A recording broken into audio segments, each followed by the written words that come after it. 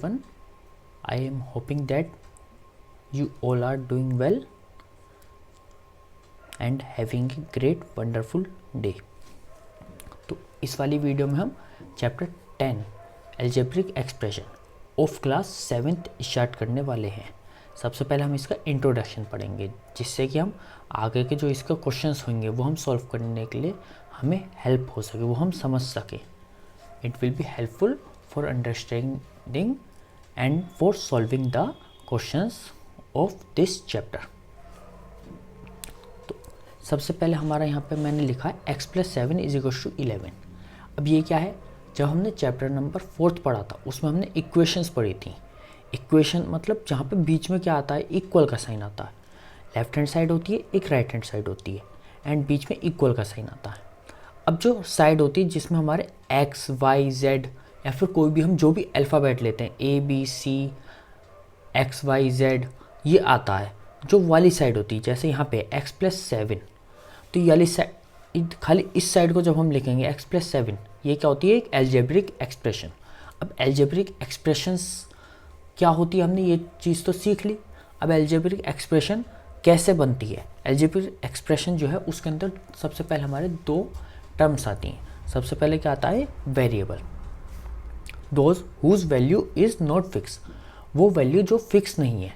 अब इसमें क्या क्या आते हैं, जितने भी हम लेटर्स लेते हैं, जैसे एग्जांपल में x, y, z, a, b, c, जो भी हमने लेटर्स यूज़ करते हैं वो सब लेटर्स क्या होते हैं, वेरिएबल होते हैं। इनकी वैल्यू क्या होती है, चेंज होती रहती है टाइम टू टाइम।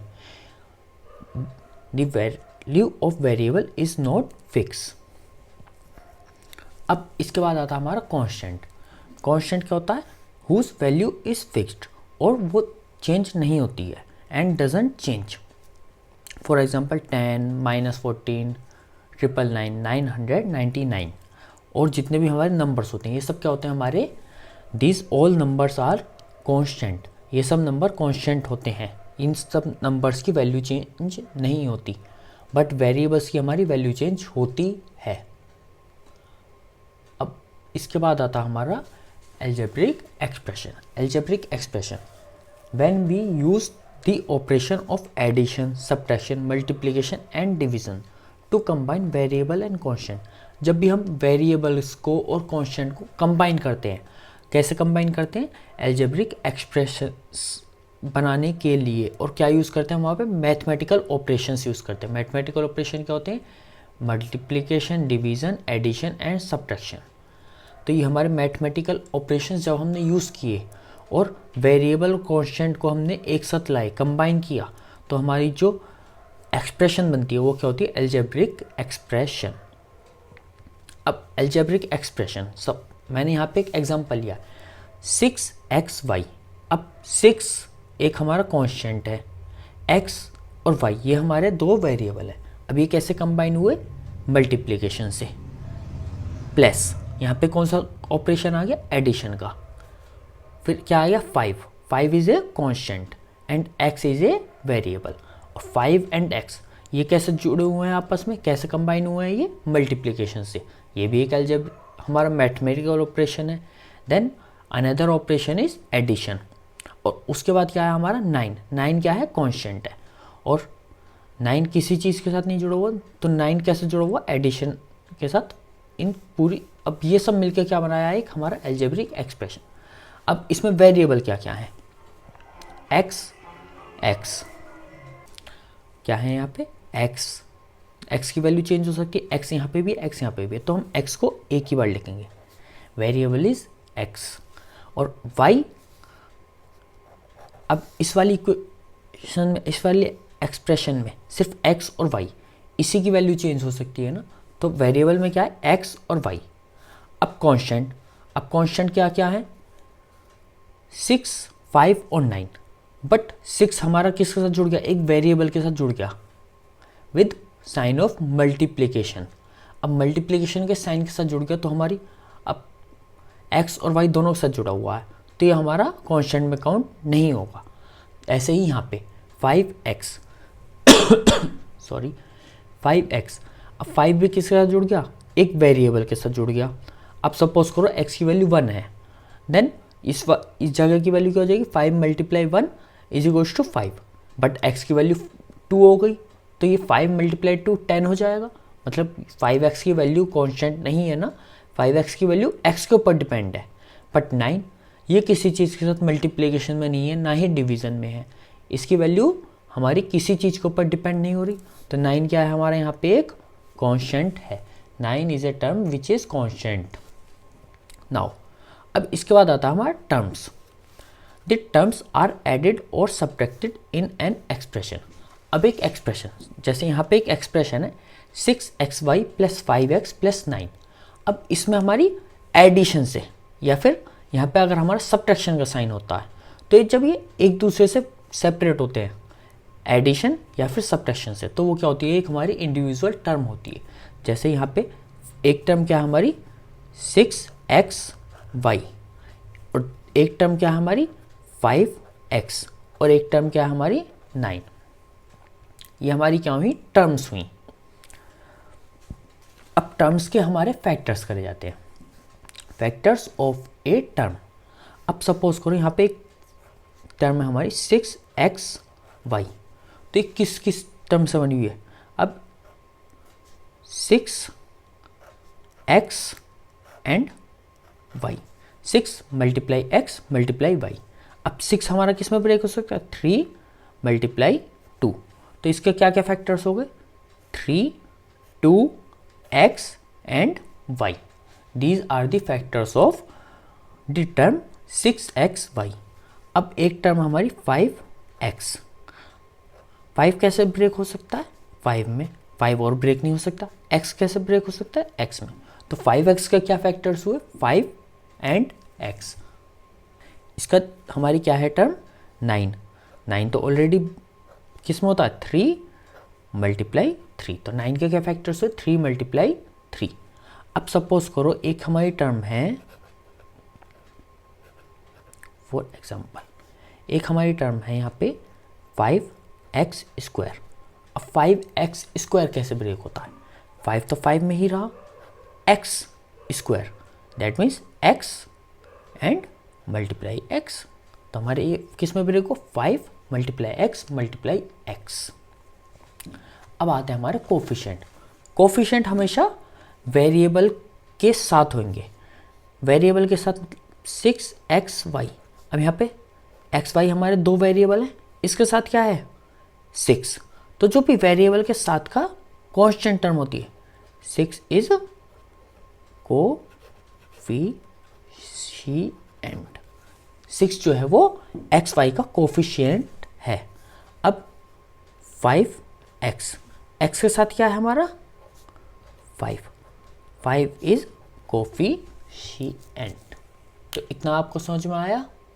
अभी तक हमने टर्म्स पढ़ ली एंड टर्म्स के फैक्टर्स पढ़ लिए। उससे पहले हमने वेरिएबल एंड कांस्टेंट के बारे में समझा। अब आता हमारा like terms and unlike terms. अब those who terms whose algebraic factors are same. अब टर्म्स जिसके एल्जेब्रिक फैक्टर्स, मतलब टर्म्स के जो भी हम फैक्टर्स करते हैं वो सेम होंगे, तो वो कैसी टर्म्स होंगी, लाइक टर्म्स होंगी। अब इसका सपोज करो हम एग्जांपल लेते हैं। फॉर एग्जांपल एक हमारी टर्म है 5x और एक टर्म है हमारी 7x। अब इसके साथ वेरिएबल क्या है x और इसका वेरिएबल क्या है x। इसके फैक्टर्स क्या हुए 5 × x और इसके फैक्टर्स क्या हुए 7 × x। यही तो फैक्टर्स हुए। देन दोनों के फैक्टर्स में x है और यहाँ पे भी x है, तो ये कैसे हुई, लाइक टर्म्स हुई। अब इसी का एक और एग्जांपल लेते हैं। 15xy² और 7xy²।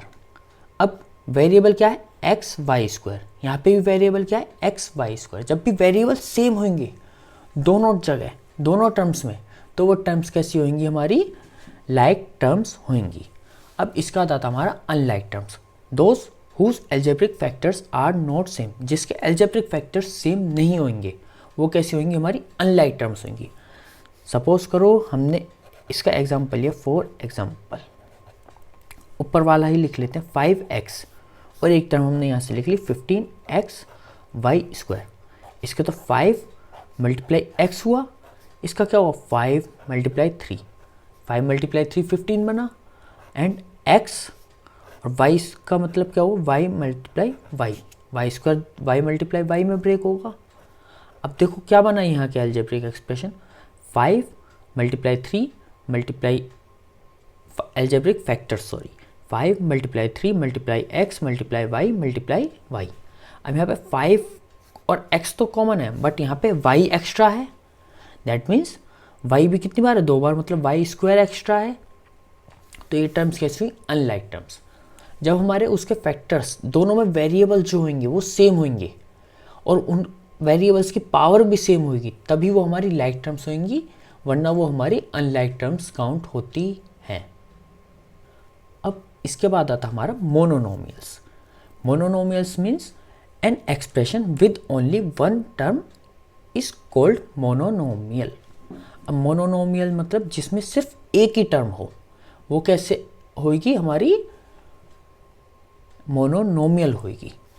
एग्जाम्पल 5x एक्सप्रेशन है, 5 एक कांस्टेंट है और x क्या है, एक वेरिएबल है, दोनों मिलके क्या बना रहे हैं, हमारा एक्सप्रेशन बना रहे हैं। खाली हमने यहाँ पे y लिख दिया, वो भी क्या है, सिर्फ एक ही तो टर्म है, तो वो कैसा हुआ हमारा monomial. 15x y square, term एक ही है ना। टर्म कब सेपरेट होते हैं, जब वहाँ पे negative sign that means subtraction, या फिर एडिशन का साइन दैट मीन्स सम, ये दो आते हैं, तब क्या होता है, वो हमारा मोनोनोमियल नहीं रहता। अगर दो टर्म्स आ जाएंगी तो वो हो जाएगा बाइनोमियल। अब बाइनोमियल जैसे अभी मैंने बोला, जब दो टर्म्स आ जाए, an expression which contains two unlike terms is called binomial. ऐसी एक्सप्रेशन जिसमें दो टर्म्स हो और वो भी टर्म्स कैसी हो, अनलाइक हो। लाइक होती है तो आपस में ऐड हो सकती हैं या फिर सब्ट्रैक्ट हो सकती हैं, बट अनलाइक टर्म्स होनी चाहिए।